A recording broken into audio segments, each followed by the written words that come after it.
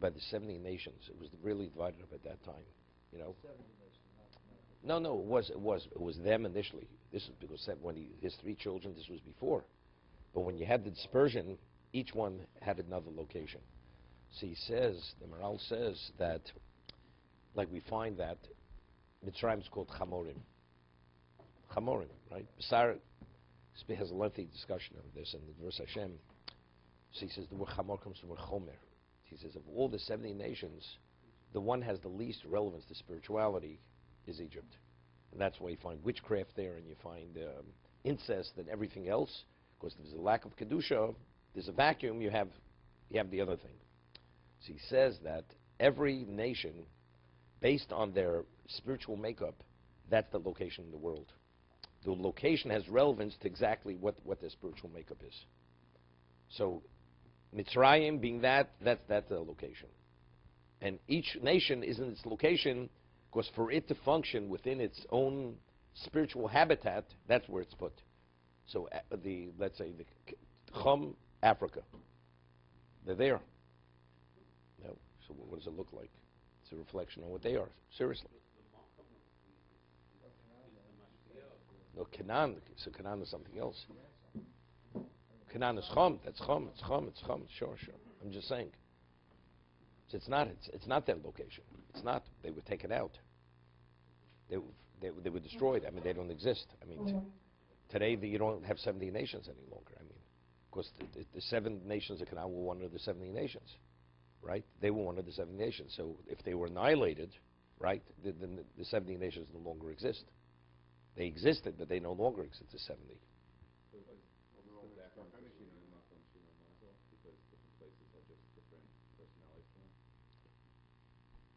No, Shinim Mok Shinim Mazel goes the other way.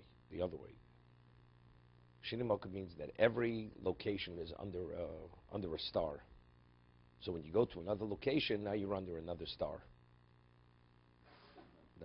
Here it's the other way. The reason why you're there is because the location has a certain. So someone's in, let's say, Mitzrayim, things aren't going well. So you're under the dominance of Mitzrayim. You go a little north and you're near Israel. Right, 100%. Right. So that doesn't mean just going from one neighborhood to another. I mean, it's like going to It could be even a neighborhood. It could be a neighborhood. Are you saying though that people belong in certain parts of the world? Nations. And the reason why they're there is because that's where they belong. Because it has relevance to their spiritual makeup. So Jews living in diaspora. We're not in we're displaced. We're not in our location. That's what's called goals. We should be in Israel. No, but again, today it's a whole different thing, right? Okay, we left off Rishon and Aleph in the Maharal, second column, bottom paragraph. He says the reason why Pirkei Avot ends with this particular statement, because that's the tachlis, that's the objective. The objective of everything is what? L'chvodi. And he says similarly, Koheles ends, right, Sof Dover, I call Nishma, what's the tachlis, what's the purpose? Es Elokim Yiro, es mitzvos of Shmor. Pirsha Kosev called Nikra Bishmi L'chvodi, Ratzlom HaNikra Bishmi Hainu Mino Odom. Nikra Bishmo Shel HaKadosh Baruch Hu. The human being that identifies, he carries the name of Hashem. B'seches Bava Basra, Tzadikim Nikru Al Shmo Shel HaKadosh Baruch Hu. Shenema Kol HaNikra Bishmi. The tzaddikim, they carry the name of Hashem. Because how do they live their, what is their persona, what is their profile? They reflect Hashem's presence. Tzloma K'mo Shenikra HaKadosh Baruch Hu Kodosh. Here, Hashem is Kodosh. What's Kodosh? Separated. He's on a plane unto himself. Kachikra tzaddikim Kodosh. Tzaddikim are called Kodosh. Chen shar shem sheyesh la Kodosh Baruch Hu Nikra HaKadosh Baruch Hu Tzaddik. V'nikroim kena tzaddikim. Right? Hashem is tzaddik, they're tzaddikim. Fichach ha-tzaddikim nikru al shmo shel HaKadosh Baruch Hu ulchvodi. This is called a nikra, right? I'll call a nikra b'shmi ulchvodi. Whoever is called in my name, ulchvodi barosiv. Pirush kol asher hu l'chvodi v'hem shara nimtzoim. All that exists outside of the human being. Shehem l'chvodo shel HaKadosh Baruch Hu. Aval gav she'nikroim l'shmo legamri k'mat tzadikim. Let's say all beings, all other human beings. You have the tzadikim, that's called a nikro b'shmi. They carry my name. They're kodesh. They're tzaddik. But what about all the other people that are not kodesh and not tzaddik? That's l'chvodi barosif. Kol v'heim l'chvodi yisborach sheish b'hem kovod Hashem yisborach she'heim kol ha'nivroim heim chvodo yisborach. It's all for God's glory. V'omar, then it cites a pasuk. It cites the pasuk in Yeshaya. It says, V'omar berosiv yitzartiv afasisiv. Zocha sholosh l'shonos. Oh, this is it. Brio, Yitziro, Asio. Right, we spoke about the three worlds, the four worlds. Yeshishol ma'elu gimel dvorim. What are these three concepts? Creation, formation, and actualization. Asio. Kashet masa bereishis simso elu gimel lishon l'sheish b'nivram. If you look at creation, we do find the three. It says vayivro, vayitzer, right? Vayas. Those three terminologies are used in Bereshis. Right? You learned the parsha.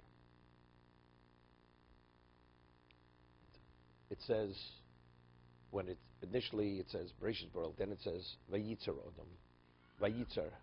Then it says when it comes to the Tanidim Hagdolim, right, the great sea serpents.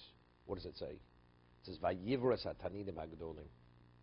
Till then it says Vayitzer, where it says Yehi, let it be. Right? It says Vayas Esarakias, where it says Tikno. He perfected it.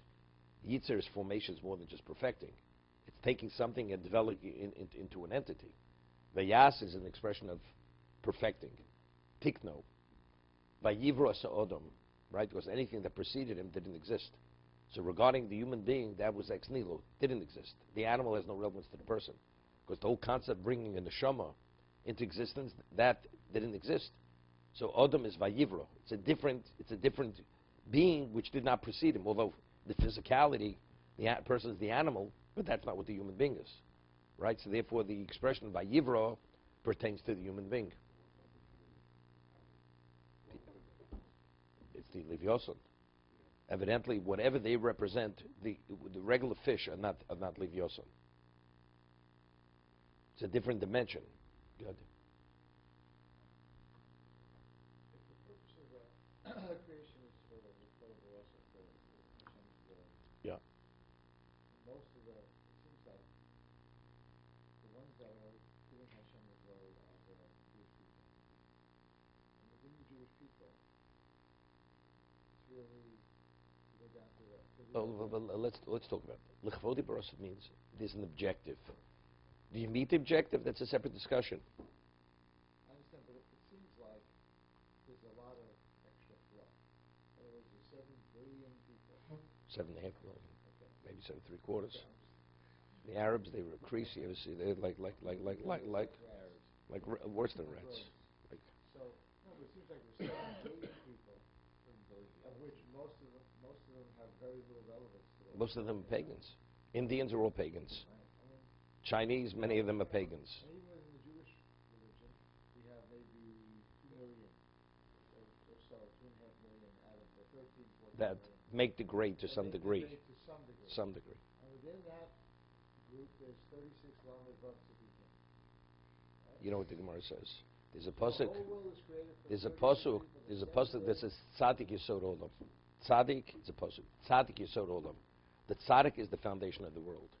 So the Medrash says it's worthwhile to keep the world even for one Tzadik. You way. but I'm telling you what this Chazal. What does it mean? Tzadik Yisod Olam. That even if the whole world is not worthy, it's worthwhile for God to maintain the world for one Tzadik. He's the Yisod Olam. So I'm saying if you're a manager, if you're a businessman, I mean, it's a lot of waste. Let me ask you a question. This discussion I once. This discussion I once had with somebody. I once mentioned it. You know what I'm talking about. This person many years ago asked me the same question, maybe 25 years ago. It says, does it make sense? Billions of people. How many tzaddikim are you? You can count them on one hand. Is it really worthwhile for God to keep this world going? So I said to him, I said, let me ask you a question. You have 3 children. You have a wife. You have 25,000 employees. And they work 7 days a week, 24 hours a day. For you, does it make sense? employ all these people to support 5 people? The answer is yeah, because they're my children. It's my wife. You know, if you need 100 million, it's okay. It's me. Who are the tzaddikim? The tzaddikim, these are Hashem. This is that's what makes a difference to Hashem. So, you need billions of people to accommodate the tzaddik. It's okay. It's worthwhile. It's all worth it.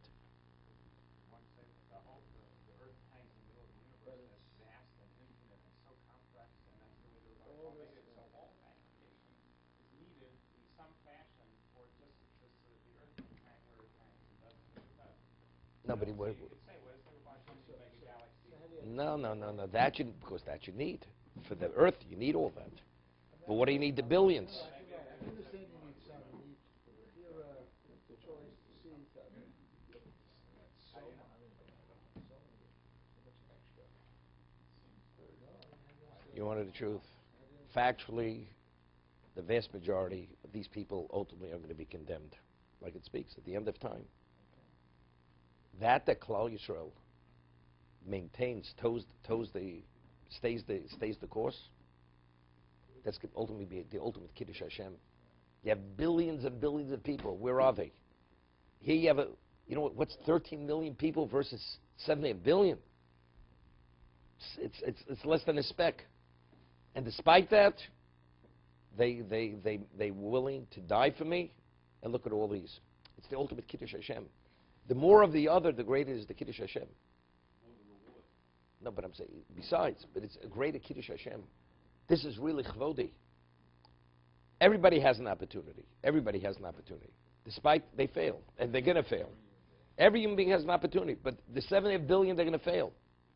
And they're even opposed to ones that are doing the right thing. They want to destroy them. And despite that, they're still dedicated. So this is the ultimate Kiddush Hashem.